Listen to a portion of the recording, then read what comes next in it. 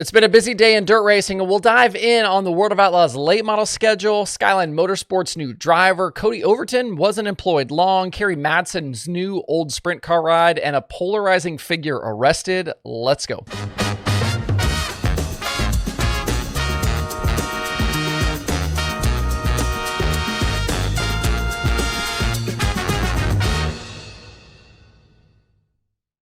It's Tuesday, November 11th. I'm Justin Fiedler. This is DIRTRACKR Daily presented by Kubota Genuine Parts.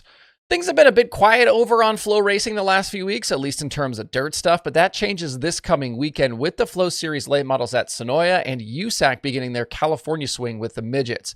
If you want to tune in and don't have a Flow subscription, head over to dirtracker.com/flowracing and sign up. If you get it now, you'll get the races I just mentioned, plus the Dome in December, the Lucas Banquet, and the Tulsa Shootout and the Chili Bowl coming up here in the next 6 or 8 weeks.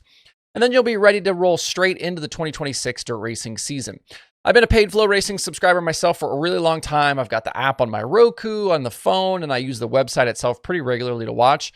So if you want to join me and thousands of your dirt racing friends, that's dirtracker.com/flowracing. A bunch of news over the last 24 hours to pick through and a lot of stuff to talk about in dirt late model racing. Starting first with schedule news, the World of Outlaws late models released their 2026 slate today, and there are definitely some changes here. It still starts at Volusia in January and ends at World Finals in November, but along the way are some pretty significant differences. It's officially 61 races at 37 tracks in 19 states. Like I said, the season starts at Volusia for the Sunshine Nationals in January. They're then back to the Florida track in February for DIRTRACKR Nationals. Then it's that new stop at Hendry County that conflicts with the Lucas opener. There are then 6 races in March through the South, which will all be risky given spring weather. The Illini 100 has its typical April date, and Talladega returns in that same late April slot. May starts in Wisconsin, then goes to Delaware, PA, and then to Ohio. June, mostly in the Midwest. July, kind of a bit all over the place. August is then reserved for Iowa. Peevely joins the series in September. Then it's Louisiana and South Carolina in October, before then World Finals in early November. New tracks include Hendry, Magnolia, Mansfield, 141, Southern Iowa, Adams County, Shelby County, and Little River. Gone are Swainsboro, Atomic, Raceway 7, Wilmot, Highland, Spoon River, Arrowhead, Needmore, Tri-City, Humboldt, and 81. Some of those tracks were on the 2025 schedule but didn't run for weather or other reasons. This is a fairly significant rework, though, with some different trips and some tracks returning. In the schedule announcement, it was also revealed that that World Racing Group has spearheaded 18% in-purse increases over 2025, with $4.9 million now up for grabs. Every full field feature will pay at least $10,000 to win, and each event will pay a minimum of $2,000 for a top 10 finish. They mentioned their, quote, commitment to offering the highest payouts through the field in late model racing, unquote.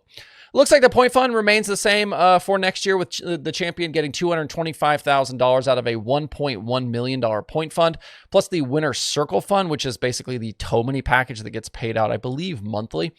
Schedules always seem to draw strong opinions, so feel free to comment your thoughts on this one below. I have no idea when we'll get the Lucas schedule, but it's possible nothing happens until the PRI show here in a few weeks. On the late model ride front, there are multiple things to discuss here. First, a possibility we talked about first back on September 16th came true today, and that was Skyline Motorsports hiring Dallon Murty for their second car. The team hasn't run that second ride since Mike Marlar departed back in September. There were rumblings then about Murty as a potential candidate. It sure seemed like he was the driver choice the internet was rooting for. Murty has made his way up the IMCA ranks and was a late model rookie this year with the Malvern Bank Series. He's only 20 years old and one of the more interesting prospect type drivers in the country. Murty will join teammate Tyler Bruning in driving cars out of Austin Kirkpatrick's shop, Skyline swapping to the AK Race Cars Rev 1 later in 2025. The announcement from the team says Bruning and Murty will debut during Speed Weeks in 2026, but a full schedule for both drivers has not yet been decided. Bruning started the year as a World of Outlaws full-timer this season, but ended up pick and choose for the rest of 2025. The benefits that go along with the series, like the point fund and the tow money, those things are great, but it might be smart to not throw Murty to the wolves here just yet. Let him get comfortable with a pick and choose deal for himself. On to the next silly season situation. We talked yesterday about Cody Overton needing a ride after the Stein Motorsports team sounds like it's closing up shop, and maybe Overton's future is already decided.